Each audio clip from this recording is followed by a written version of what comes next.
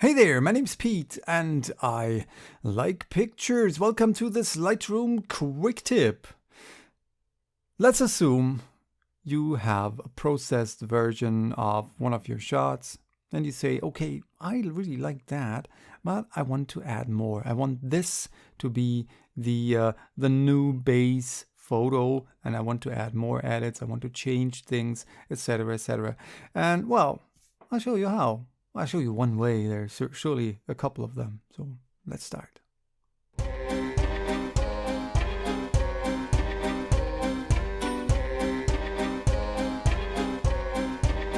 Alright, so this is the processed version of this photo. You see I moved a couple of sliders. I added a adjustment brush and I added a graduated filter here as well. So what happens if I want to bring down the highlights even more?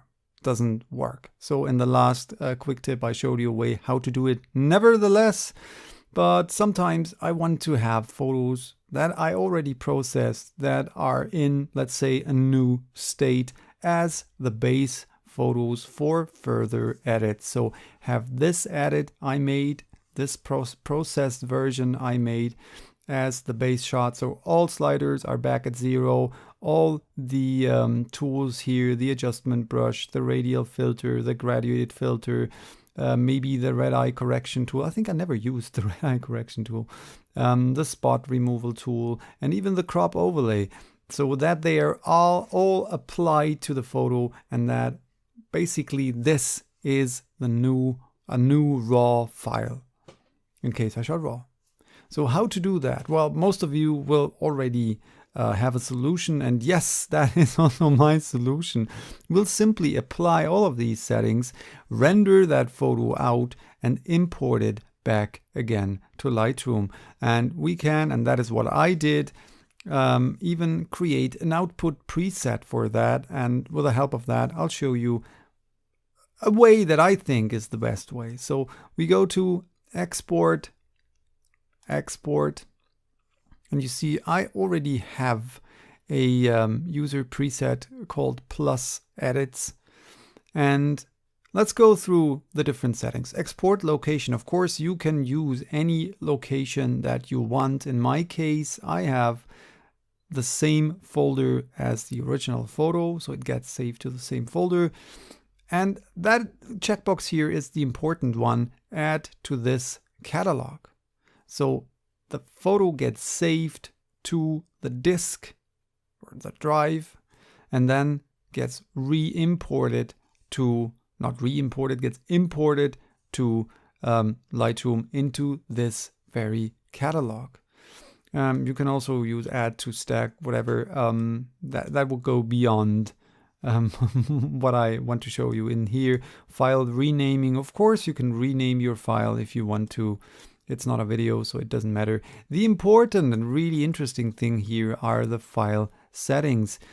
The image format. We have JPEG, we have PSD, we have TIFF, we have DNG, and we have original. Forget about DNG and original for that very case, because DNG and original, in case the original was a raw file, of course, then if we choose original, Lightroom will create a copy of that very file, 1-to-1 copy, and all of the changes you made here will still be just here in the slider settings. So all of the changes are not applied to the shot, and the same is true for DNG, because DNG is a raw file, and so none of these sliders will be applied. So we have left JPEG, PSD, or TIFF. Forget about JPEG, because JPEG is a lossy codec, so you will lose a lot of picture information.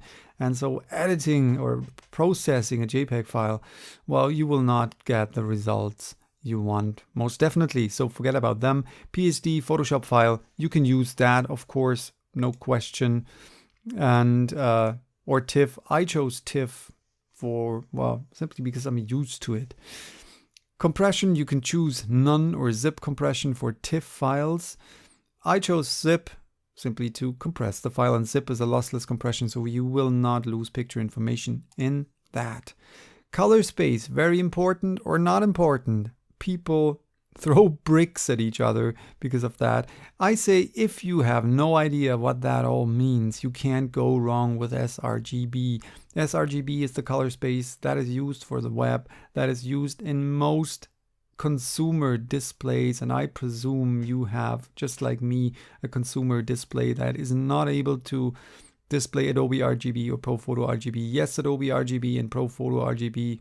To all you geeks out there, I know it's the bigger color space, but you can't display it on usual monitors or displays. So let's go with sRGB, can't go wrong with that. Maybe I'll make a video about that one day to explain that. And another very important thing is the bit depth. Go with 16 bits per component, simply because your original file, in case you shot RAW, is either a 12 or 14-bit file. And if you down sample that to 8-bit, you will lose picture information. So go to 16-bit, the 14-bit or 12-bit file will get embedded in that. So you will not lose any picture information. Safe transparency is not important because we don't have transparency in that. Image sizing, in my case, it doesn't make sense to resize it. So I just kept that.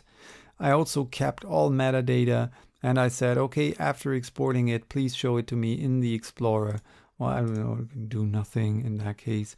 You can add a watermark. Doesn't really make sense for an intermediate photo, at least as I see it.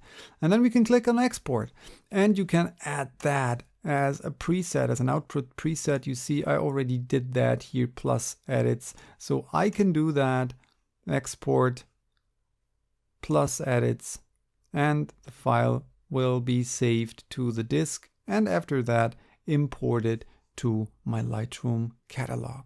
So you see image 0570 CR2, and we have that as image 0572.tiff. And you also see that all the sliders are back at 0. There is no adjustment brush applied. There is no graduated filter applied. So we can start with that photo as a new photo and can do everything we want to do with that. So this one's for today. Bye bye. Till next time. There's an easy way to never miss any of my videos, and that is simply to subscribe to my channel.